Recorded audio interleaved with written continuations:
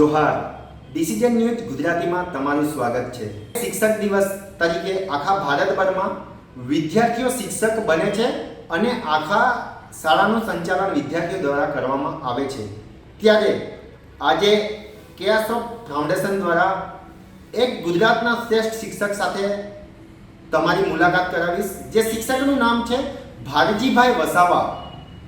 નર્મદા જિલ્લાના એક એવા શિક્ષક છે જેમને પીવાના પાણીના પ્રશ્નને લઈને એક વિડીયો વાયરલ કર્યો હતો, જેને લઈને નોકરી ગુમાવી પડી હતી અને આજે નોકરી ગુમાવ્યા પછી ભટકતા ફરતા અને મજૂરી કરીને એમનું ઘરનું પરિવારનું ભરણ પોષણ કરી રહેલા એક શ્રેષ્ઠ શિક્ષક સાથે મુલાકાત કરીશું અને એમના પરથી જાણીશું કે હાલમાં કઈ રીતના એમનું જીવન ચલાવે છે અને હાલમાં જે શાળામાં ભણાવતા હતા પ્રાથમિક શાળા પાનખલામાં ત્યાંના વિદ્યાર્થીઓને મુલાકાત કરે છે, તેમની શું વાતચીત છે, તે લોકોનું શું કહેવું છે અને વાલીઓએ શું કહેવું છે, એ બધી સમગ્ર વાતચીત આપણે ભારજીભાઈ વસાવા સાથે જ કરીશું।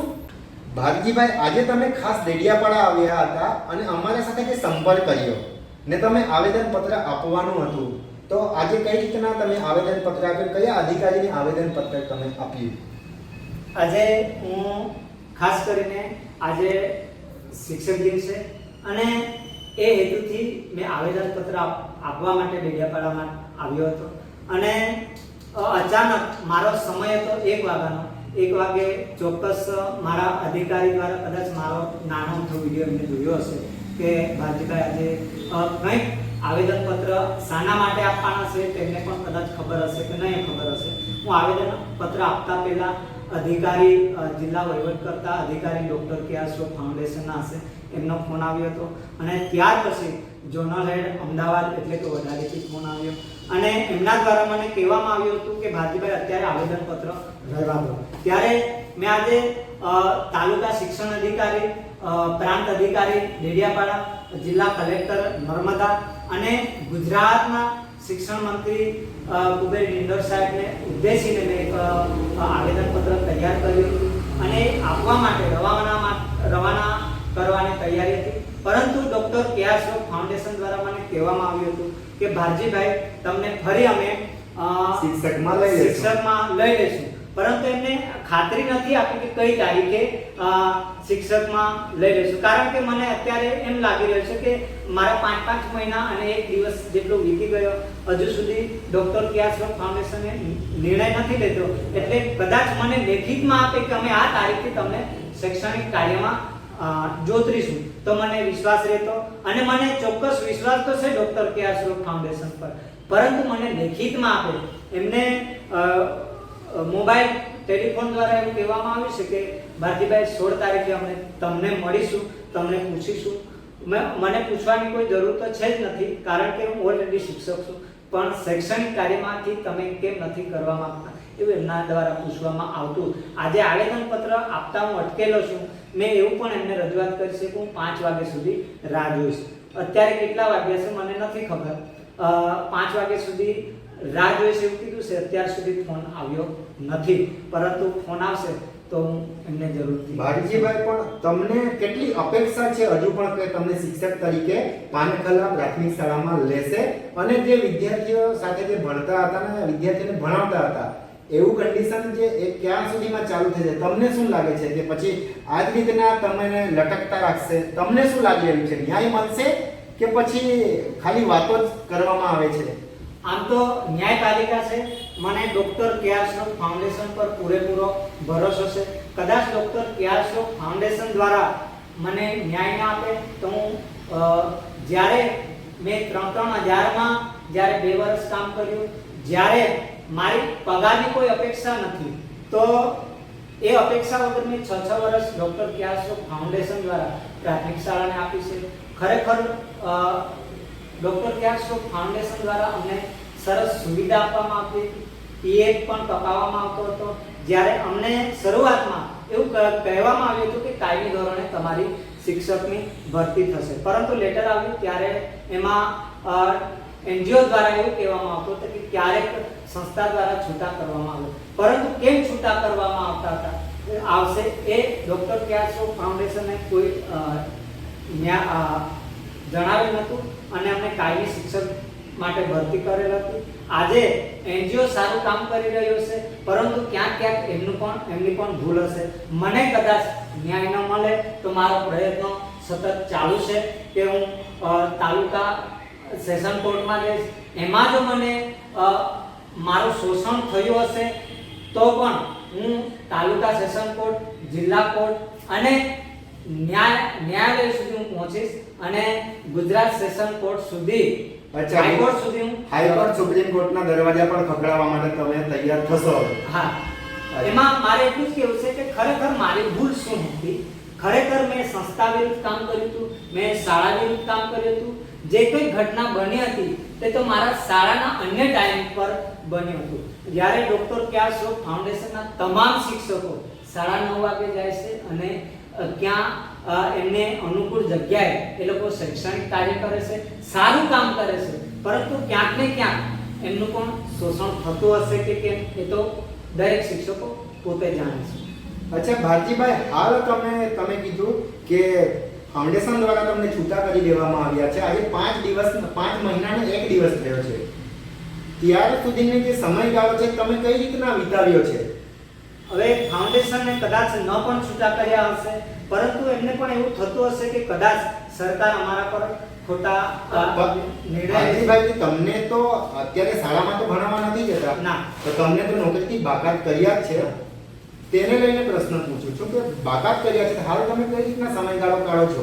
હાલમાં મારો સમયગાળો એવો છે કે હું છૂટક મજૂરીએ જાઉં છું. એ પછી કડિયા કામ હોય કે અન્ય ઇલેક્ટ્રિશિયન હોય કે પછી કોઈ પણ કામ હોય એમની સાથે હું હેલ્પર તરીકે કામ કરું છું. કામ મને શીખવા મળે છે. જ્યારે હું ફાઉન્ડેશનમાં હતો ત્યારે મને ગણિત શીખવાડવામાં આવતું. એ ગણિતને પણ હું ધ્યાન રાખું છું. ચાલો આ રૂમ છે સાહેબ, રૂમમાં કેટલી ટાઇલ્સો બેસશે, રૂમમાં કઈ રીતે ભોંય તોડ્યો છે, એક ટાઇલ્સો બેસાડવાનો પણ હું એક ક્ષેત્રફળ અને પરિમિતિ જ્યારે મને ભણાવવામાં આવતી તેનો હું ઉપયોગ કરું છું. એટલે ફાઉન્ડેશનનો પણ આભાર માનું છું.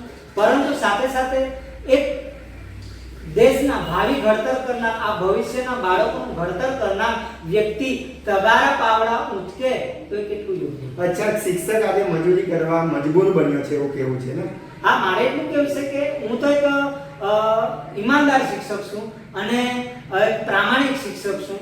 ત્યારે મારી જેમ આજે 5મી સપ્ટેમ્બર શિક્ષક દિનના દિવસે મેં પણ એક સોગંદ લીધા હતા 10મા ધોરણમાં કે હું ભવિષ્યમાં શિક્ષક જ બનીશ. ત્યારે સાહેબ મેં એક પણ વાર એવું વિચાર્યું નહોતું કે કઈ રીતે કઈ પરિસ્થિતિમાં શિક્ષક થશે, પણ શિક્ષકની ડિગ્રી પ્રાપ્ત કરીને મેં નિર્ણય લીધો હું મફત પણ શિક્ષાનું કાર્ય કરું છું અને કર્યું છે. અને એના કારણે આજે મારા જેવા ઘણા બધા નાના ભૂલકાઓ છે સાહેબ આજે વચન લઈ દઈશ કે આજે હું શિક્ષક જ બનીશ, આજે હું આચાર્ય જ બનીશ અને એ આચાર્ય બન્યા પછી આ દેશના ભાવિ ઘડતર કરીશ. આવા બાળકો આજે ઘણા બધા સોગંદ લીધા છે. એ બાળકોનું શું સાહેબ? આજે બાળકો, વિદ્યાર્થીઓ આત્મહત્યા કરે છે એનું કારણ શું? એ વધે છે કેમ? કારણ કે વચન લઈ લે છે. કોઈ પોલીસ બનવા હશે, કોઈ ડોક્ટર બનવા માટે આજે વચન લેતા હશે. તો મેં પણ એક શિક્ષક દિનના દિવસે ધોરણ 10માં એવું કીધું હતું જાહેરમાં, મારા આચાર્ય હશે, મારા શિક્ષકો હશે, એમને મેં કીધું હતું કે હું એક આ દેશનો કદાચ મારી સાથે 50 બાળકો છે તો હું શિક્ષક બનવા તૈયાર છું. જાહેરમાં કીધું હતું સાહેબ. 50 માંથી 29 બાળકો આજે એ શું કામ કરશે એ તો ભગવાન જાણે, પરંતુ મારી 50ની બેન્ચમાંથી હું એક શિક્ષક તરીકે બન્યો છું. આજે મારા ઘણા મિત્રો છે, ભાજીભાઈ તમે વચન પાડ્યું હતું, લીધું હતું અને આજે પાડો છો અને કામ કરો છો. આજે શિક્ષક તરીકે ભલે હું ફરજમાંથી 5 મહિના ને 1 દિવસ સુધી હજુ મને ન્યાય નથી મળ્યો, પરંતુ ઘણા બધા બજારોમાં મળતા કે કેમ છો ગુરુજી તમે નિશાળમાં જ જાઓ છો, અમને તો એવી ખબર પડી છે કે તમને ફરીવાર શૈક્ષણિક કાર્યમાં જોડ્યા છો. ત્યારે હું એમને આશીર્વાદ આપું છું કે હાલ તો મને શૈક્ષણિક કાર્યનો લાભ મળ્યો નથી. કદાચ ફાઉન્ડેશન નિર્ણય લેશે ત્યારે હું આવીશ. અને ક્યારેક બાળકો મને બજારમાં મળે છે ત્યારે એ લોકો રડે છે ત્યારે મને દુઃખ થાય છે કે કદાચ મને જોઈને કોઈ બાળક ન રડે એના માટે હું મજૂરી ના કરું. બરાબર. મજૂરી કઈ જગ્યાએ જાવ છો અને શું શું મજૂરીમાં કામ કરો છો તમે? મજૂરીમાં આગળ તમને કીધું એમ હું કડિયા કામ પણ કરું છું, કોઈ પ્લમ્બિંગનું હોય, કોઈ ટાઇલ્સનું હોય કે જનરલ કામ. જનરલમાં મજૂરી હેલ્પર હોય એમાં અમને 500 રૂપિયા દૈનિક હાજરી આપતા હોય છે. અને એક વસ્તુ કે અમને શીખવા મળે છે, રહેવા માટે અમારી પાસે કોઈ સુવિધા ના હોય તો અમે ગમે ત્યાં ફૂટપાથ પર સૂઈ રહેતા હોય, જ્યાં કામ થતું હોય છે ત્યાં પણ સૂઈ રહીએ છીએ અમને. અને એક મજૂર છું, મજૂર એટલે આખો દિવસ કામ કરીને સાંજે શાંતિથી સૂઈ જાઉં, કારણ કે મારો નિયમ શ્રમ કરીને સારી અમને ઊંઘ આવે છે. જ્યારે કોઈ ભ્રષ્ટાચારનો રૂપિયો અમે પચાવીએ તો અમને ઊંઘ ના આવે, પણ અમે તો સાહેબ ઈમાનદારીનો રોટલો ખાવાવાળા અને ઈમાનદારીથી મહેનત કરવાવાળા. જ્યારે મજૂરી કરીને અમને 500 રૂપિયા એ અમને ખપે છે સાહેબ. અમે હરામનું ખાતા નથી, હરામનો રૂપિયો કે હરામનો રોટલો ખાતા નથી. જ્યારે ડૉક્ટર વ્યાસરોગ ફાઉન્ડેશનમાં કામ કર્યું ત્યારે પણ અમે 9:30 વાગે જતા હતા. અને બાળકની ક્યાં ખામી છે? બાળક તો હોશિયાર છે, બાળકને આવડે છે, એ હોશિયાર છે, પરંતુ એનામાં શું સુસુપ્ત શક્તિઓ રહેલી છે, એમનામાં આવડત શું છે એને અમે પારખવાનું કામ કરીએ છીએ. અમે ભણાવવા નથી જતા, અમે બાળકને શીખવાડવા નથી. બાળક શીખેલું છે પણ એને શું આવડે છે એને અમે જોવા જઈએ છીએ. અને બાળકની ગતિ કઈ દિશામાં જાય છે એને સાચી દિશા આપીએ છીએ. જે પણ દિશામાં જાય છે તેને અમે ખોટી દિશામાં જતો હોય તો એમને સમજાવીએ છીએ આ રીતે ન જાય, કદાચ એ સારી જીવનને સારું માર્ગદર્શન જીવનશૈલી કેવી રીતે નાખવી. અમારી શાળામાંથી 8 ધોરણ ભણ્યા પછી પણ એ બાળકને એડમિશન માટે હોય. જ્યારે મારી એક દીકરી શાળાની એક દીકરી હતી, એક ડેડિયાપાડા તાલુકાની અંદર શ્રેષ્ઠ રમતવીર એક દીકરી હતી, બરાબર છે. એને એડમિશન નહોતું. જ્યારે ડેડિયાપાડાની એક સ્કૂલ હતી, એ પ્રિયંકા કરીને છોકરી હતી, એને જ્યારે ભટકતી ત્યારે મારી પાસે આવી અને કીધું ગુરુજી મારે ભણવું છે પણ એડમિશન નથી મળ્યું. ત્યારે મેં કીધું કોણે નથી આપ્યું? ત્યારે હું શાળામાં ગયો. શાળામાં આચાર્યએ કીધું બોલો ભાજીભાઈ શું કામ આવું કર્યું? મેં એમને રજૂઆત કરી કે આ પ્રિયંકા નામની છોકરી છે, તમે ફોર્મ પણ આપ્યું છે, એની પાસે તમે જાતિના દાખલા બધું પુરાવા માંગો છો. સાહેબ આ દીકરી છે એની પાસે, એને શું ખબર હોય? તો એને તાત્કાલિક ધોરણે એડમિશન આપો. ત્યારે મેં જે એન બારોટ વિદ્યાલય છે ડેડિયાપાડામાં, ત્યાં જઈને સાહેબે મને સારા પ્રતિસાદ આપ્યા અને એમની સંપૂર્ણ બાળકીની મેં જવાબદારી લીધી. ખરેખર સાહેબ એ દીકરી ડેડિયાપાડા તાલુકાની અંદર તાલુકા કક્ષાએ ખોખોની ટીમમાં 3જા ક્રમાંકે આવે. સાહેબ એને એડમિશન ન મળે આવા તો આ આદિવાસી વિસ્તારમાં ઘણા પ્લેયરો આવા ઘણા બધા પ્રશ્નો મોટે ભાગે આપણે સોલ્યુશન કરીએ છીએ. એવું નથી કે મારા જ વિદ્યાર્થી, કોઈ પણ વિદ્યાર્થી હું શાળામાં જાઉં છું એને યોગ્ય રજૂઆત કરું છું. એવું નથી કે હું નેતા નથી, પણ એક શિક્ષક તરીકે મેં રજૂઆત કરું છું કે આ બાળકની આ કન્ડિશન છે. દરેક બાળકના ઘરે પણ જાઉં છું. એવું નથી કે બાળકની પરિસ્થિતિ શું છે. આપણે તો બાળકને એવું કહે છે કે બાળક ભણવા નથી, પણ એમના ઘરની પરિસ્થિતિ શું છે એ જોવી પડે છે. ત્યારે એક બાળક શાળામાં નથી આવતા અને લાવવાની એવું કહેવાય છે ને, શિક્ષક કભી સાધારણ નહીં હોતા, પ્રલય યોગ નિર્માણ ઉસકી ગોદ મેં. ધારે તો શિક્ષક બધું કરી શકે. કેમ શિક્ષક બાળકને નથી ગમતો? જ્યારે માને પોતાનું બાળક ગમે છે, બરાબર, એ કાલું હોય બેઠું હોય તો એ રીતે શિક્ષકમાં પણ નાયા ધોયા વગરનું ગમે તેવું બાળક હોય એ માસ્તર છે ને. જેમ માં પોતાના બાળકને ત્યજી દેતી નથી એમ શિક્ષકે, આજે શિક્ષક દિન છે એટલે હું કહું છું કે ગમે તેવું નાયા ધોયા વગરનું હોય તો શિક્ષક એને નવડાવવું પણ પડે. શિક્ષક બાળકોને એના વાળ ગમે તેવા હોય તો કાપી પણ આપવા પડે, એના નખ પણ કાપવા પડે. જ્યારે નાયો ના તો એને નવડાવવું પણ પડે. પણ એ બાળકની પરિસ્થિતિ શું છે? સાહેબ અમુક શિક્ષકો આવું પણ કરતા હોય, કેમ આજે શાળાએ નથી આવ્યો, ગઈકાલે કેમ નથી આવ્યો? ત્યારે એવી શાળાઓ અમે જોઈ છે સાહેબ, એ બાળકને ઢોરા ચારવા પણ મજબૂર કરે છે. એ બાળક ના ધોયું હોય તો પોતાના ફાટેલા કપડાં જોઈને કદાચ મને બાળકો શાળામાં હશે, એ બાનેથી પણ બાળકો આવતા નથી. એને હું સમજુ છું. એના ઘરે પણ તમે મારા ફોટા જોશો ટાઈમ સેટઅપ કેમેરામાં, સાહેબ એવા પરિવારની મેં મુલાકાત લીધી છે. જ્યારે આવી મુલાકાત લીધી ત્યારે મને એમ લાગ્યું કે મારી પણ એ જ પરિસ્થિતિ.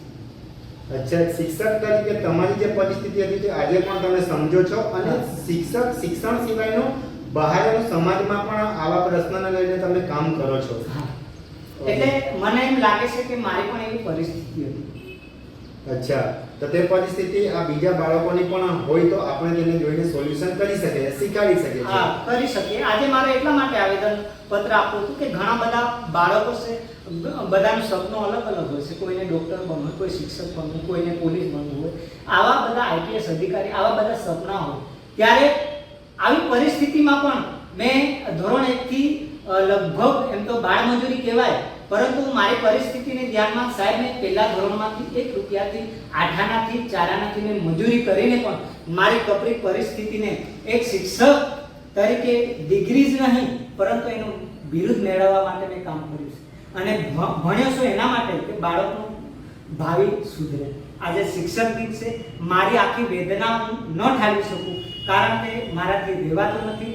આજે મારા જેવા બાળકો સાથે જે સંકળાયેલા હતા એ તમને રહેવાતું નથી. હા, આજે જે મારા બાળકો છે, મને ક્યારેક ગામમાં રહીને, મારું ગામ માથા સરસે પાનખલા રહીને સરખું છું ત્યારે ગુરુજી ક્યારે નિશાળમાં આવવાના, તમે તો આવતા જ નથી. એમની રમૂજી હસીથી મને કહે, ગુરુજી તમે અત્યારે ક્યારે રમાડવા આવવાના છે, સાહેબ અમને ક્યારે શીખવાડવા આવવાના. આવી જે ભાવના જો બાળકો વ્યક્ત કરતા હોય, ગામના વડીલો પૂછતા હોય, ગુરુજી તમે ક્યારથી આવવાના છો, ત્યારે હું એમને જ્યારે એક કદાચ મારાથી ન બોલે પરંતુ એમને રજૂઆત કરું છું, બેટા હું આવીશ. આશ્વાસન આપું છું. પણ બાળકો ક્યારે આવીશ ત્યારે એક શિક્ષક ખોટું બોલે એ યોગ્ય નથી. જ્યારે શિક્ષક બાળકને એવું ખોટું બોલતા હોય તો બાળકો પણ એવું કહેતા હોય કે આ શિક્ષક જૂઠું બોલે છે, આ ખોટા છે. સાહેબ મારે આજે આ બાળકોને ખોટા આશ્વાસન ત્યારે હું ડોક્ટર કેઆરસો ફાઉન્ડેશનમાં મેં સોગંદ લીધું હતું કે હું શિક્ષક તરીકે તમારો કે સમાજનો પગાર લેવા માટે નથી, હું એમાં નથી કામ, હું કામ કરું છું, હું નોકરી નથી કરતો. જ્યારે 9:30 નહીં, હું 24 કલાક નથી, 24 કલાક કામ કરું છું. રાત્રે માર્ગદર્શન મેળવવા આપે તો એમને પણ આપું છું. કારણ કે શિક્ષક કે બાળકોને શીખવાડીને શિક્ષક નહીં હોતો, એ શિક્ષક દરેક કામમાં, સારા કામમાં મદદરૂપ થતો હોય છે. સાહેબ એક દીકરીને લગભગ હું નામ નહીં કહેતો પરંતુ અંકલેશ્વર એક જગ્યાએ ગોંધી રાખી હતી, એને ન્યાય માટે સાહેબ ડેપોમાં રાત રોકાઈ, મારી રજા મૂકી, સાહેબ આ પોલીસ સ્ટેશનમાં સાહેબ ગયો, ત્યાં પણ મને ન્યાય ન મળ્યો એ દીકરી માટે. એ ભલે 21 વર્ષની. આવા બધા ઘણા કિસ્સા પોલીસ સ્ટેશનમાં મારા પર ખોટી રીતે પણ આ ભાઈને આમ કરો, આ ભાઈને આમ કરો, આ રીતે મને રાત્રે પણ સાહેબ પોલીસ સ્ટેશને બિહાડી રાખ્યો. મારો શું વાંક? સાહેબ આ ગરીબ માટે કોઈ બોલતું નથી ને, એને આવી રીતે હેરાનગતિ કરવામાં આવે છે. એવા લોકો દ્વારા ઉશ્કેરીને આજે કદાચ એમને ચડાવવામાં આવ્યો છે. કોઈક મનસુખભાઈને પણ ખોટી રીતે કહેવામાં આવ્યો છે કે આ ભ્રષ્ટાચાર ઢાંકવા માટે કોઈના દ્વારા એમને મારા ઘરે, મારા પર્સનલી કોઈ મનસુખભાઈ દુશ્મન નહોતા, બરાબર? હાલમાં પણ નથી દુશ્મન.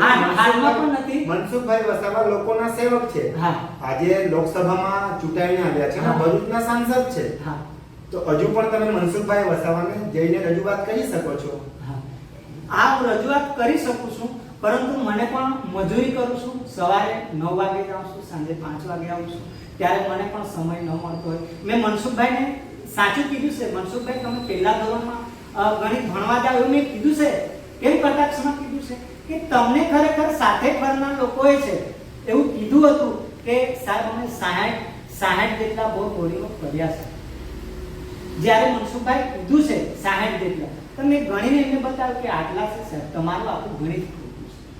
કારણ કે મનસુખભાઈ ઘણી બધી ગ્રાન્ટો આપતા હશે સાંસદશ્રીની, એની ગ્રાન્ટો પણ કદાચ તકતીઓમાં હશે. હું 10 સંસ્થાઓ તો એવી ગણીને બતાવું કે મનસુખભાઈના નામની તકતીઓ ફરતી હશે, પરંતુ એનો વિકાસ ન થયો. કે એ વિકાસના નામે મનસુખભાઈ પાસે હું મનસુખભાઈનો આભાર માનું છું કે મારા જેવા શિક્ષકોને કદાચ ઘરે આવીને ગાળ બોલ્યા હશે, મારા માટે ધન્ય છે.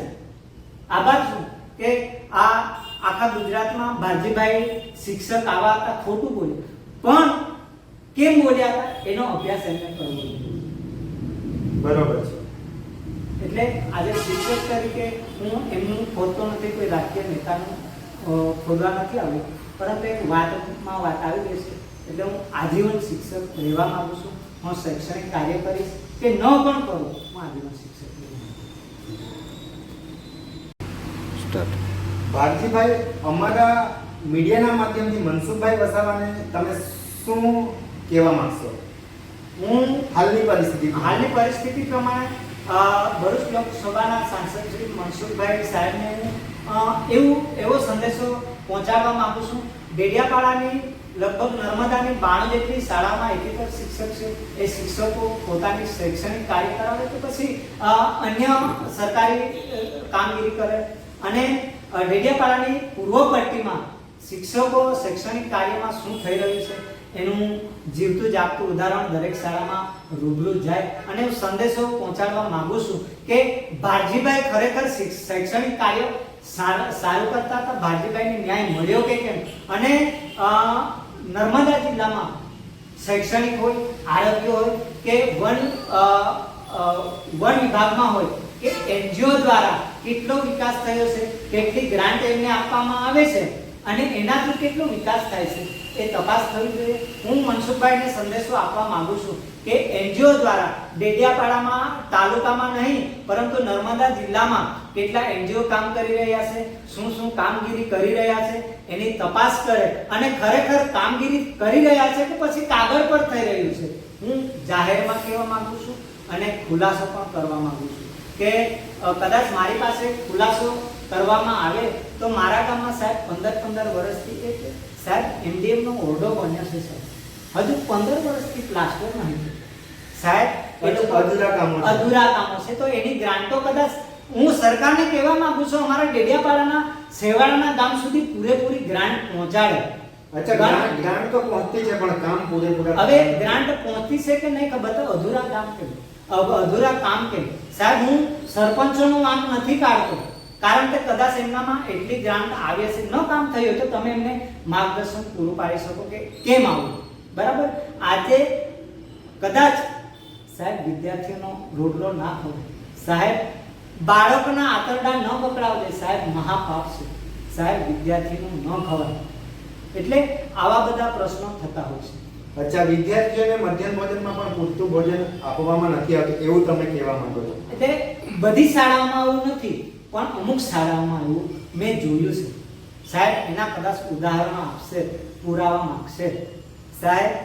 કદાચ મેનુ પ્રમાણે નથી આપતા, મેનુ કદાચ ચૂકી પણ જાય પણ ક્યાંક ને ક્યાંક તો ખોટ છે, ક્યાંક ને ક્યાંક ગોળગટ્ટ વાતો ચાલે છે. એમાં એવું કહેવાય છે, મને સરપંચો દ્વારા ઘણીવાર કહેવામાં આવતું હતું કે ભારતીભાઈ અમે એકલા નથી ખાતા, અમારા પણ ઉપર કંઈક ને કોઈક છે. આ યોજના દ્વારા કદાચ ટકાવારી લેવામાં આવતી હશે એવું. એ મધ્યાહન ભોજન હોય કે પછી આંગણવાડી હોય કે પછી શૈક્ષણિક કાર્ય હોય. બરાબર છે. શાળામાં સાહેબ ઘણી બધી શાળાઓમાં કદાચ સાફ સફાઈ માટે કદાચ એક વ્યક્તિ રાખવામાં, ઘણી બધી શાળાઓમાં સાહેબ બાળકો પાસે સાફ સફાઈ કરવામાં આવે છે, શ્રમ કરવામાં. હા, આપણે બીજું તો માનીએ પણ સરકાર જે ગ્રાન્ટ આવે છે એનો ઉપયોગ કરો ને. કદાચ કેટલી શાળામાં ગ્રાન્ટ આવે છે, આ શાળાનો વિકાસ કેમ નથી થતો એ મારો પ્રશ્ન છે સાહેબ. દરેક શાળામાં ગ્રાન્ટ આપે છે. સૌરાષ્ટ્ર વિસ્તારમાં જાઓ, ગાંધીનગરની બીજી શાળામાં જાઓ તો ત્યાં કમ્પાઉન્ડ વોલ હોય, બધી સુવિધા હોય સાહેબ. અમે ડેડિયાપાડાના પૂર્વ પટ્ટીના લોકોએ શું ગુનો કર્યો છે સાહેબ? અમે બંધારણમાં નથી સાહેબ, અમે આ દેશના મૂળ માલિક નથી સાહેબ. અમારી શાળાઓને કમ્પાઉન્ડ વોલ પણ નથી આપવામાં આવતા સાહેબ. અમારા શૈક્ષણિકની કીટો આવે છે એ શાળાને નથી આપવામાં આવતી સાહેબ. શિક્ષકો પણ પૂરા આપવામાં આવતા નથી. જ્યારે એનજીઓ આવે છે તે જે વિકાસ થયો છે એ શાળાઓનો જ વિકાસ કરે છે. એનજીઓ એવું કહે છે કે અમે છે તો શાળાનો વિકાસ થાય છે સાહેબ. શું સરકારી શિક્ષકો કામ નથી કરતા? હું સરકારી શિક્ષકોનું વખાણ પણ કરું છું. કેમ કે અમુક શિક્ષકો છે એ 9:30 વાગે પહોંચી પણ જાય છે પણ અમુક શિક્ષકો એવા પણ હોય સાહેબ 11 ને 12 વાગે પણ જાય છે અને નથી પણ જતા સાહેબ. પોર્ટલ પર પોતાની હાજરી નાખે છે અને આવા મેં જીવતા જાગતા ઉદાહરણ જોયા છે પરંતુ એમનો ખોટતો નથી સાહેબ. શિક્ષક એ તો ભગવાનનું સ્વરૂપ છે. ભારતીભાઈ, તમે જે અત્યારે વાત કરી કે ફાઉન્ડેશન ડેવલપ કરે છે શાળા, એવું ફાઉન્ડેશન કહે છે પણ સરકાર દ્વારા કાયમી શિક્ષકો જ મૂકી દે તો આ પ્રશ્નનો નિરાકરણ જ નીકળી જાય છે ને? હા સાહેબ, કાયમી ધોરણે શિક્ષકો આપવા ફાઉન્ડેશન દ્વારા કદાચ શૈક્ષણિક કાર્યમાં ક્યાં ઘટ હશે તો ફાઉન્ડેશન આવ્યું હશે મદદરૂપ માટે અને ફાઉન્ડેશનના શિક્ષકો સરસ કામ કરશે. એની પ્રવૃત્તિ જુઓ પરંતુ મારે ફાઉન્ડેશનને એવું કેવું છે જ્યાં ખરેખર શિક્ષકો નથી એવી જગ્યાએ વિકાસ કરવા માટેનો તો તમારું કામ દેખાશે સાહેબ. જ્યારે ઝરણાવાળી સ્કૂલ હોય, ગોપાલિયા સ્કૂલ હોય, આ બાજુ દોધનવાળી જેવી સ્કૂલ હોય, એમાં સાહેબ ઓલરેડી વિકાસ થયો છે. એ ગ્રીન સ્કૂલો છે, એમાં શું કરવા મૂકો છો તમે? ડેડિયાપાડાની હોય નહીં, પરંતુ સમગ્ર ગુજરાતમાં જે પહાડી વિસ્તારોમાં હોય, આદિવાસી વિસ્તારમાં હોય, જ્યારે મને એક પ્રશ્ન થાય છે સાહેબ, આદિવાસી વિસ્તારમાં જ કેમ ફાઉન્ડેશનો કામ કરશે? એનજીઓસ કેમ આદિવાસી વિસ્તારમાં છે? કદાચ સરકારી ગ્રાન્ટો આદિવાસી વિસ્તારમાં વાપરવા પણ વાપરતો છે, એનો હિસાબ પણ માંગવો જોઈએ. હું બધી જ રીતે પૂછવા માંગુ છું.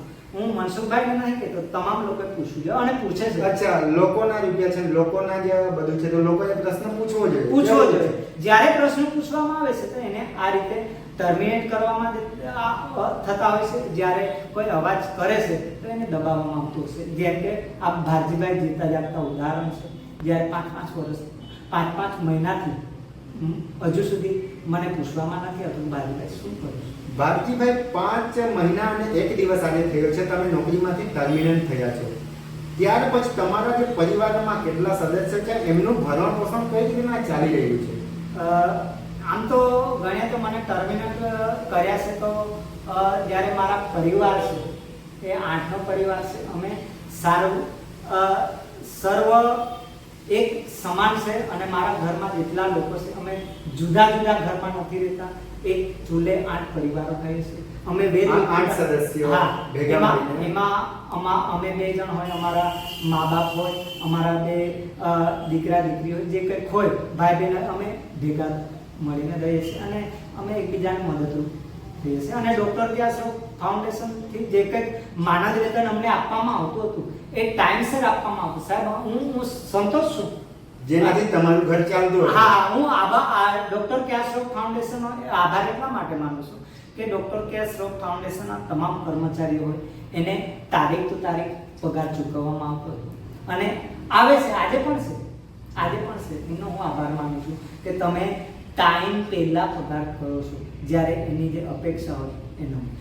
જ્યારે મેં પગાર માટે ફાઉન્ડેશન અત્યાર સુધી રજૂઆત નથી કરી કે મારો પગાર આટલો કરો, પણ મારી કામગીરીને ધ્યાનમાં રાખીને એ લોકો ઓટોમેટિક વધારે.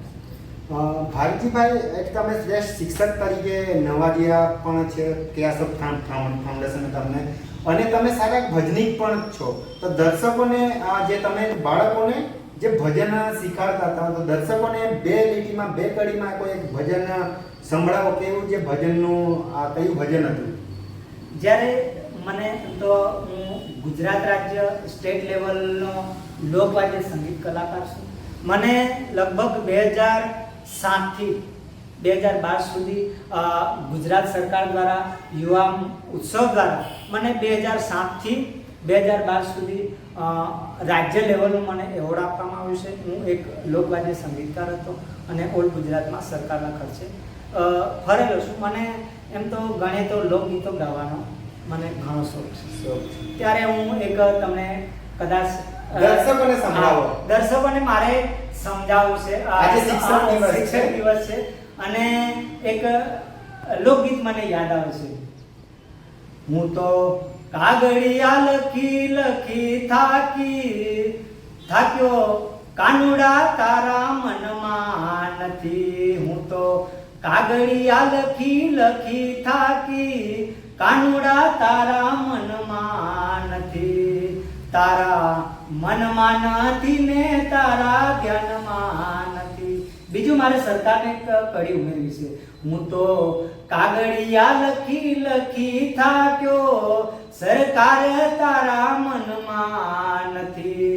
તારા મનમાં નથી ને તારા ધ્યાનમાં નથી. એવા ઉનાળાના 4 મહિના ગયા. એવા ઉનાળાના 4 મહિના ગયા.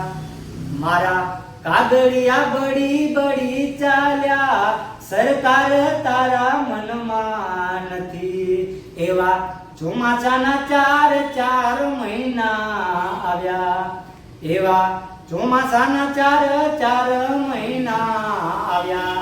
એ મારા કાગળિયા ભીજાય જાય રે, સરકાર તારા મનમાં નથી, એવા શિયાળાના 4 મહિના આવશે, મારું કાળજુડું ઠરી ઠરી જશે, સરકાર તારા મનમાં નથી, મારા કાળજુડા ઠરી ઠરી જશે, સરકાર તારા મનમાં નથી.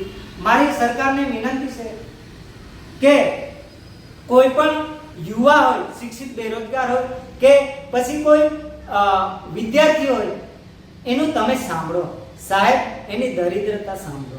સરકારને હું સંદેશો આપવા માંગુ છું કે આજે ડોક્ટર કે.આર. શ્રોફ ફાઉન્ડેશન નહીં, પરંતુ સમગ્ર ગુજરાત નહીં પણ આજે દેશમાં ડોક્ટર સર્વપલ્લી રાધાકૃષ્ણનો જન્મદિવસ છે.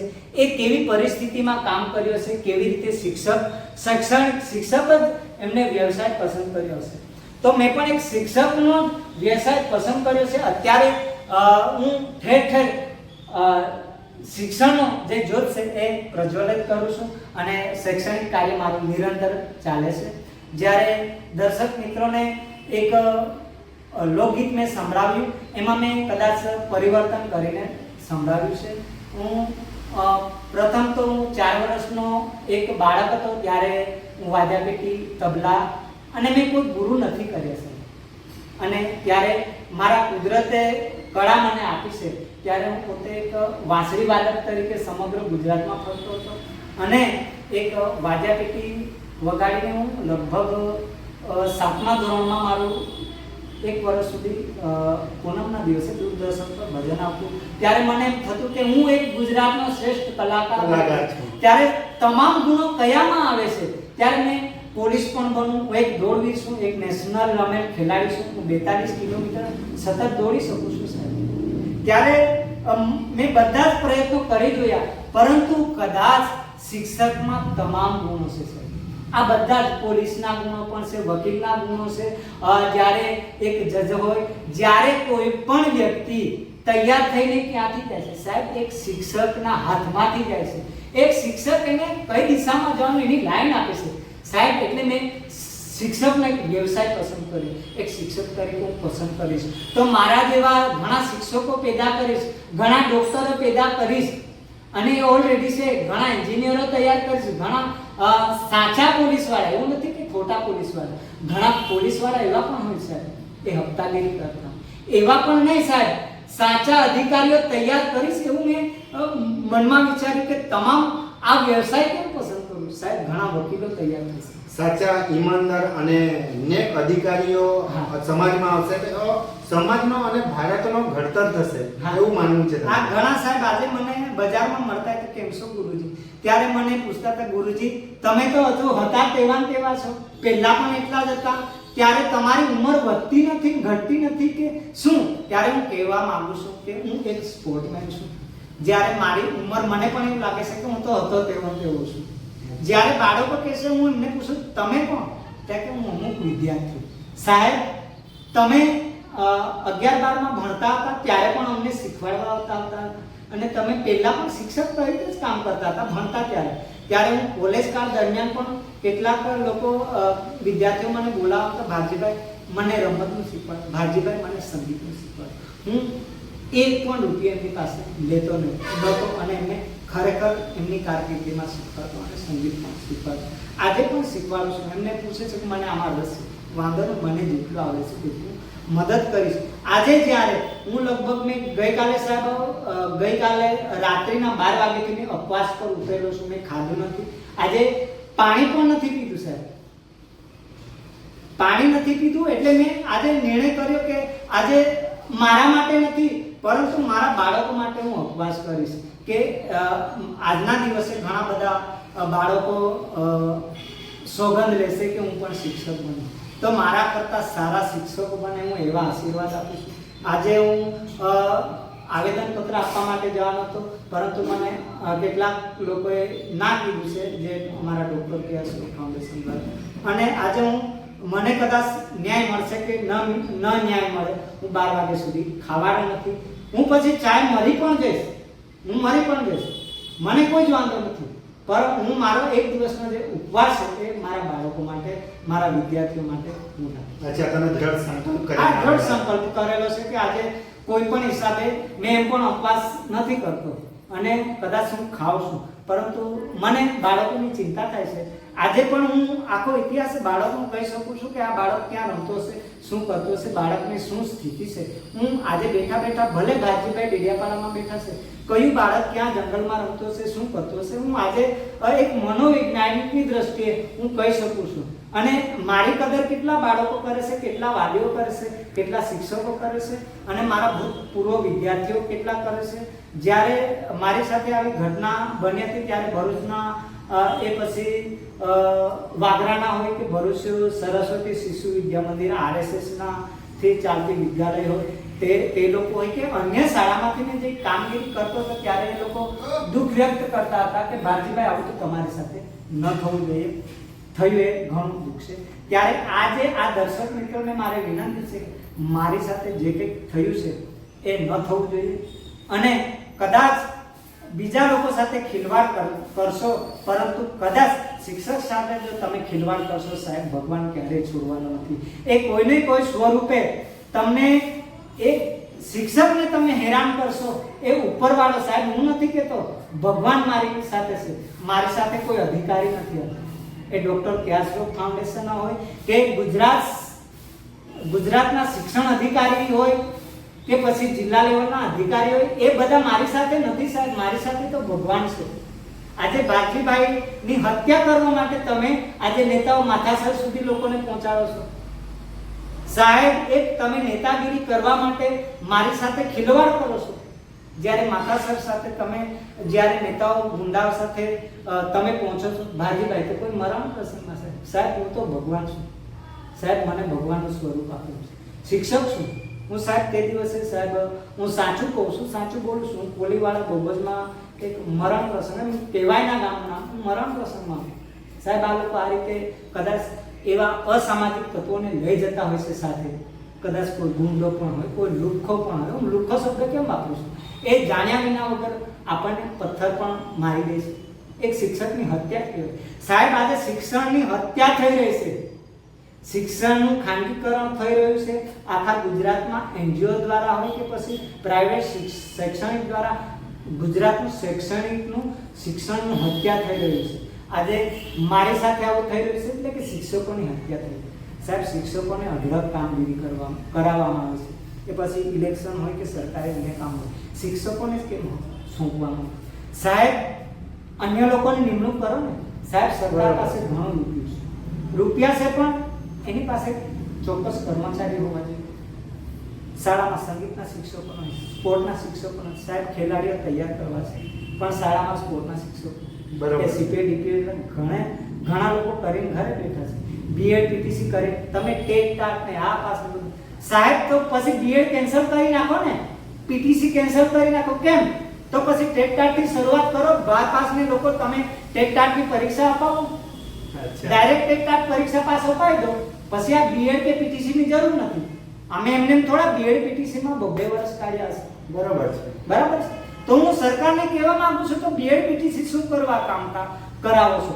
લોકો 2 વર્ષ BEd કરતા હોય, 2 વર્ષ MA કરતા હોય કે 3-4 વર્ષ કોલેજ કરતા હોય, તો આ વર્ષો નકામા ને સાહેબ. 9-10 વર્ષ માણસ મજૂરી કરી લે સાહેબ. હું મારી પરિસ્થિતિ કહું છું, મેં મજૂરી કરીને આ BEd સુધી આ કારકિર્દી પ્રાપ્ત કરી છે, પણ મારી શૈક્ષણિક કારકિર્દીને સાહેબ આ નેતા લોકોએ વચ્ચેથી કાતર મારી છે. મેં કઈ મીડિયામાં આવા કે આ દેશમાં પ્રખ્યાત થવા માટે આ નતું કર્યું સાહેબ. પહાડી વિસ્તારની જરૂરિયાત છે, એનો દુરુપયોગ થઈ રહ્યો છે સાહેબ. હું ખુલાસો આપવા તૈયાર છું સાહેબ. એપ્રિલમાંથી RTI કરી છે ને, આજે અધિકારીઓ, તલાટી હોય કે અન્ય લોકોને દબાવવા માંગે છે આ નેતા લોકો, સરપંચ લોકો કે ભારતીભાઈને RTI કરી છે પણ એનો ખુલાસો ન સાહેબ. આજે એપ્રિલ એટલે કે 4-5 મહિના થઈ ગયા, મને RTI નો જવાબ નથી મળ્યો. આવી રીતે તો નેતા અધિકારીઓને દબાવતા. શું અધિકારીઓ અભણ છે? અધિકારીઓ સાહેબ ભણેલા છે, એ બધા જ કાયદા જાણે છે, બધું, પણ એમની મજબૂરી છે, સરકારી નોકરી છે. બરાબર છે. પરંતુ આજે ભારતીભાઈ ખોટા હશે ન હશે એ તો ઉપરવાળો જાણે, પણ હું આજીવન શિક્ષક રહેવાનો છું. મને કદાચ મારી સંસ્થા ફરી લેશે કે નહીં એ તો સંસ્થાનો વિષય છે. બરાબર છે. એટલે હું અત્યાર સુધી સંસ્થાને પણ એવું નથી કહેતો કે મને લઈ લો, પણ મેં સંસ્થાને એવું કીધું છે કે હું એક શિક્ષક છું, શૈક્ષણિક ક્ષેત્રમાં જોડાયેલો છું અને રહીશ, પરંતુ તમે શું ડિસિઝન લો છો એ તમારો વિષય. બરાબર છે. આ હતા ભારજીભાઈ હવે વસાવા. સાહેબ મારી બીજી વાત એ પણ કરવી હતી કે સાહેબ હું એક નેતા નથી, પરંતુ જ્યારે સંસ્થા દ્વારા એક ટર્મિનેટ લેટર, જેને સસ્પેન્ડ લેટર કહેવામાં આવે, એ સાહેબ એક ડૉક્ટર ક્યાસોફ દ્વારા એક નકલ અમારા ટીમ લીડર સુધી આવતો હોય છે, જિલ્લા પર જે કામ કરતા એ વ્યક્તિ મને નકલ આપી શકે, કદાચ મને જણાવી શકે પર્સનલી. એક નકલ તાલુકા શિક્ષણ અધિકારી, એક નકલ જિલ્લા શિક્ષણ અધિકારી એમને રવાના કરે છે. સાહેબ ભારજીભાઈને જે દિવસે ટર્મિનેટ કર્યા તે દિવસે સાહેબ રાત્રે મારું ટર્મિનેટ લેટર આખા ગ્રુપોમાં ફરતું થયું, આખા ફેસબુક પર ફરતું થયું, ત્યારે મને નવાઈ લાગે છે સાહેબ આવું કોણે કર્યું? નહીં તો મેં ટર્મિનેટ લેટર આની તમારે એની મારે તપાસ થવી જોઈએ, કારણ કે એક શિક્ષકનું અપમાન છે સાહેબ. તો આવા નેતાઓને મારે કેવું છે, તો એક નકલ શિક્ષણ અધિકારી પાસે ગયું હતું, એક તાલુકા અધિકારી સાથે ગયું છે, એક બીઆરસી પાસે, તો વાયરલ કોણે કર્યું હતું? તો આ તાલુકા વિકાસ અધિકારી સાહેબ, જિલ્લા વિકાસ અધિકારી સાહેબ અને બીઆરસી સામે જો કદાચ આ લોકો એક્શન ન લે તો હું ચોક્કસ નર્મદા જિલ્લા કલેક્ટર કચેરી જઈને આત્મહત્યા કરીશ અને મારી તમામ પ્રવૃત્તિ છે એના સર્ટિફિકેટો હું શમશાન તરીકે ત્યાં સર્જાવ કરું છું. કારણ કે મારે ખુલાસા સાથે કરવું છે, ખુલાસા સાથે. કારણ કે કોને આ વાયરલ કર્યો? મારી પાસે એક નકલ આવી હતી, મેં તો વાયરલ નથી કર્યો, મેં એની ઝેરોક્ષો નથી કાઢી, મારા ટીમ લીડર હોય કે મારા જર્નલ હોય એમને નથી કર્યો, તો પત્ર વાયરલ કોણે કર્યો? તો કે આ લોકો એ અંદર ખાને કોઈક ને કોઈક હશે. એટલે એના પહેલા અમુક વડીલો દ્વારા મને અઠવાડિયા પહેલા, પણ હું નામ નથી કહેતો, એમના દ્વારા કહેવામાં આવ્યું હતું કે ભારતીભાઈ તમારા માટે, કદાચ તમે શિક્ષક છો અને આવું થઈ રહ્યું છે કે તમને સસ્પેન્ડ કરવાનું કાવતરું થઈ રહ્યું, તો એવું તો એમની પાસે કઈ ભવિષ્યવાણી છે, બરાબર છે? તો કદાચ એ લોકો નેતાઓ ભેગા થઈને આવું થયું હશે, કર્યું હશે, તો હું ચોક્કસપણે એમની પાસે પણ હું ખુલાસો કરવા માંગુ છું. આજે શિક્ષકોની હત્યા. ભારજીભાઈ, જે તમે કહો છો કે કલેક્ટર કચેરી જઈને હું આત્મહત્યા કરીશ, પરંતુ આજે બંધારણ, ભારત દેશ બંધારણથી ચાલે છે, એના માટે ન્યાયપાલિકા છે. તમે કેમ આજે શ્રેષ્ઠ શિક્ષક તરીકે તમે જ આવું કરશો તો જે તમારા સાથે જોડાયેલા બાળકો, વાલીઓ, એમના પર શું વીતશે? મારી પાસે આ બધા ન્યાયપાલિકા છે. હું તાલુકા સેશન કોર્ટ હોય, જિલ્લા ન્યાયાલય, અદાલત, જ્યારે ન્યાયપાલિકા કદાચ મને ભરોસો તો છે, ડોક્ટર ક્યાસરો ફાઉન્ડેશન પર ભરોસો, ઇન કેસ મને જે ન્યાય ના મળે તો મારે શું, સમાજમાં મારું શું? આજે શિક્ષકો સાથે જ આવું થઈ રહ્યું છે, બરાબર? આજે મારે સાહેબ સમાજમાં કેવી રીતે ફરવું? અચ્છા, પહેલા શિક્ષક કહેતા હતા, ગુરુજી કહેતા હતા, આવા બધા મને બિરુદ આપવામાં આવ્યા. આજે સાહેબ હું કડિયા કામ કરું છું, મારે શું, મારા પરિવારનું શું? હું કઈ પગારની અપેક્ષા માટે નતો કર્યો, હું નોકરી નથી કરતો, હું કામ કરું. એટલે આત્મહત્યા હું એના માટે કરું છું સાહેબ. આજે જિલ્લા કલેક્ટર પણ નહીં ન્યાય આપી શકતો હોય, જિલ્લા જે શૈક્ષણિક અધિકારી હોય એ પણ ન્યાય ના આપી શકતો હોય, મારું જે એનજીઓ હોય એ પણ ન્યાય ના આપી શકતો હોય, જ્યાં ન્યાયપાલિકા હોય એને પણ રજૂઆત કરીએ તો પણ સાહેબ પછી ઘણા બધા નેતાઓ દ્વારા આવું બધું કરાવવામાં આવે છે. ચોક્કસપણે આ વાતમાં ખુલાસા થવા જોઈએ, અમે પણ માનીએ છીએ. આ હતા ભારજીભાઈ વસાવા, જેઓ ગુજરાત લેવલે શ્રેષ્ઠ એવોર્ડ મળેલો છે, પરંતુ આજે ટર્મિનેટ થયા છે સંસ્થામાંથી અને આજે એ ભટકી રહેલા છે. ત્યારે આજે ભટકી રહેલા શિક્ષક અને વિદ્યાર્થીઓ સાથે જે મેળાપ છે, આજે શિક્ષક દિવસ છે, ભારતભરમાં શિક્ષક દિવસ ઉજવાઈ રહેલો છે, ત્યારે એમની વેદના ઠાલવવી છે. સરકાર અને વહીવટી તંત્ર પર પણ આરોપ કર્યા છે અને ભારજીભાઈ વસાવાને અગર ન્યાય નહીં મળે તો કોર્ટના દરવાજા પણ ખખડાવશે અને ત્યાર પછી બી ન્યાય નહીં મળે તો નર્મદા કલેક્ટર ખાતે જઈને આત્મહત્યા કરશે એવી ચીમકી પણ આપી છે. તો આવનારા સમયમાં વહીવટી તંત્ર દ્વારા અને ફાઉન્ડેશન દ્વારા ભારજીભાઈ વસાવાને શિક્ષકમાં લેશે કે શું, એ તો આવનારો સમય જ બતાવશે. આજ સુધી આટલું જ. અમારી સાથે આવા જ સમાચાર જોવા માટે જોડાયેલા રહો અને ભારજીભાઈ વસાવા સાથે જે ઘટના થઈ છે એ થવી જોઈએ કે નહીં થવી જોઈએ, જેના સંદર્ભે દર્શકોની શું પ્રતિક્રિયા છે જે કોમેન્ટ બોક્સમાં ચોક્કસથી લખો. હું છું દિનેશ વસાવા, આપની સાથે નર્મદા.